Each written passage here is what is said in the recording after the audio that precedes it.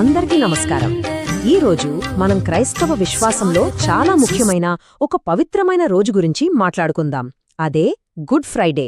అసలు ఈ రోజు వెనకున్న కథ ఏంటి, దాని ప్రాముఖ్యత ఏంటి, దాని సందేశమేంటి, ఇవన్నీ వివరంగా చూద్దాం. అయితే ఇక్కడే ఒక పెద్ద ప్రశ్న వస్తుంది కదా, యేసుక్రీస్తు శిలువమీద అంత వేదన అనుభవించి చనిపోయిన రోజు అంటే అదొక విషాద దినం కదా. మరి అలాంటి రోజుని మంచి శుక్రవారం అంటే గుడ్ ఫ్రైడే అని ఎందుకంటారు? ఈ ప్రశ్నకు జవాబు మనకు ఈ కథ చివరికల్లా దొరుకుతుంది. సరే, ముందు కథలోకి వెళ్ళిపోదాం. ఈ కథ ఎలా మొదలవుతుందో తెలుసా? ఒక వెన్నుపోటుతో. అది ఎక్కడ్నుంచో కాదు, యేసుకి అత్యంత దగ్గరగా ఉండేవాళ్లలో ఒకరి నుంచి, అంటే ఆయన శిష్యుల్లో ఒకరి నుంచే ఈ ద్రోహం జరిగింది. యేసుకి 12 మంది శిష్యులు కదా. వాళ్లలో ఒకడైన యూదా ఇస్కరియోతు ఒక్కో ఒప్పందం చేసుకున్నాడు. ఎవరితో అంటే అప్పటి ప్రధాన యాజకులతో.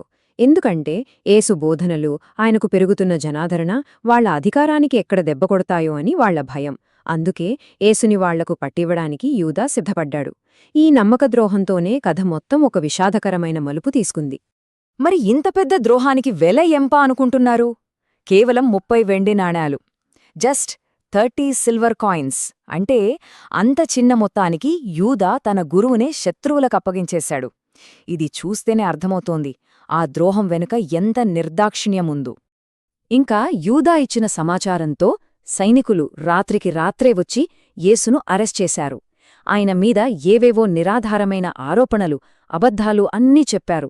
కాని అంత గందరగోళంలో కూడా యేసు మాత్రం చాలా ప్రశాంతంగా, నిశ్శబ్దంగా ఉన్నారు. ఒక్క మాట కూడా మాట్లాడలేదు. నిజానికి ఆయన మౌనమే వాళ్ల ఆరోపణలన్నిటికన్నా బలంగా వినిపించింది. సరే, యేసును బంధించిన తర్వాత ఆయన్ని అప్పటి రోమా అధికారి పొంతి పిలాతు ముందు విచారణకు తీసుకెళ్లారు. ఇక్కడే న్యాయానికి, రాజనీతికి మధ్య ఒక పెద్ద సంఘర్షణ మొదలైంది. పిలాతు యేసుని విచారించి ఒక క్లారిటీకొచ్చాడు. ఆయనేమన్నాడంటే, ఈయనలో నాకెలాంటి తప్పు కనిపించట్లేదు అని చాలా స్పష్టంగా చెప్పాడు. కాని అక్కడ గుమిగూడిన జనం వింటేగా వాళ్ళొక్కటే గోల, ఆయన్ని సిలువ వేయండి, సిలువ వేయండి అని గట్టిగట్టిగా అరవడం మొదలుపెట్టారు. చూడండి, ఒకవైపు తన మనస్సాక్షి, మరోవైపు జనం ఒత్తిడి. ఒక పాలకుడు ఈ రెండింటి మధ్య ఎంతలా నలిగిపోయాడో కదా. చివరికి ఏమైంది?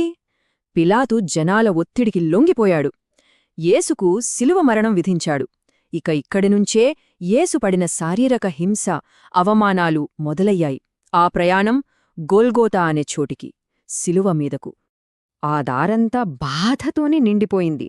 ముందుగా ఆయన తలమీద ముళ్లకిరీటం పెట్టారు, రాజు అని ఎగతాళి చేస్తూ అనమాట. ఆ తర్వాత లెక్కలేనన్ని అవమానాలు, దెబ్బలు. చివరిగా ఏ శిలువ మీదైతే ఆయన్ని చంపబోతున్నారో ఆ బరువైన శిలువను కూడా ఆయనే మోయాల్సొచ్చింది.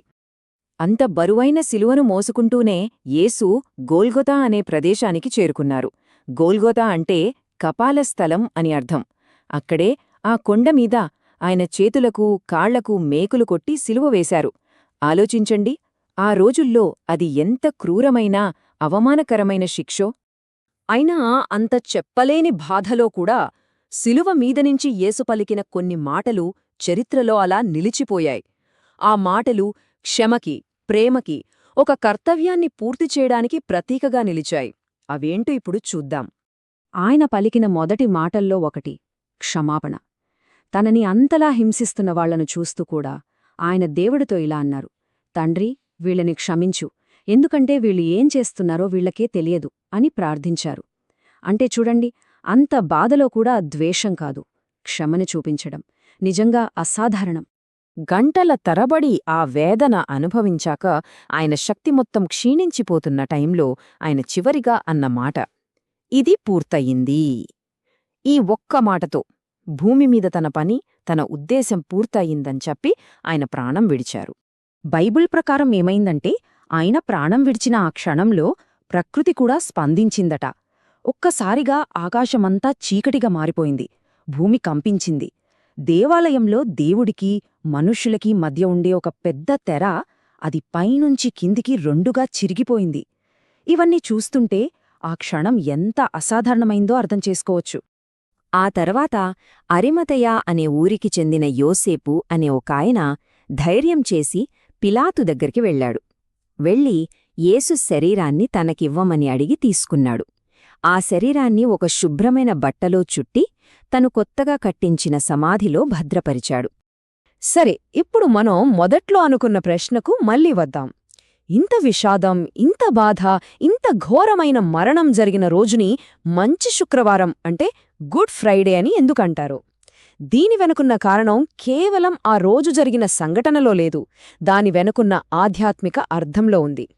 క్రైస్తవ విశ్వాసం ప్రకారం ఈరోజు మంచిది, ఎందుకంటే ఇది ఒక గొప్ప త్యాగానికి గుర్తు. యేసు తన మరణం ద్వారా మనుషుల పాపాలన్నిటికీ ప్రాయశ్చిత్తం చేశారని వాళ్లు నమ్ముతారు. ఆయన మరణం ద్వారా దేవుడికి మనుషుల మీద ఉన్న అపారమైన ప్రేమ, కరుణ ప్రపంచానికి తెలిసాయని, ఇంకా వాళ్లకు రక్షణ మార్గం దొరికిందని కూడా విశ్వసిస్తారు. అందుకే ఇంత దుఃఖమున్నా సరే ఈ రోజును ఒక మంచి, పవిత్రమైన రోజుగా చూస్తారు. అందుకే గుడ్ ఫ్రైడే కథ అంటే కేవలం ఒక విషాదమో, మరణమో కాదు. దాని వెనుక అపారమైన ప్రేమ, క్షమాగుణం, నిస్వార్థ త్యాగం కూడా ఉన్నాయి. మరి ఈ కథలోని ప్రేమ, ఈ త్యాగం మన జీవితాలకి ఏం నేర్పుతున్నాయి? ఈ ప్రశ్న గురించి మనమందరం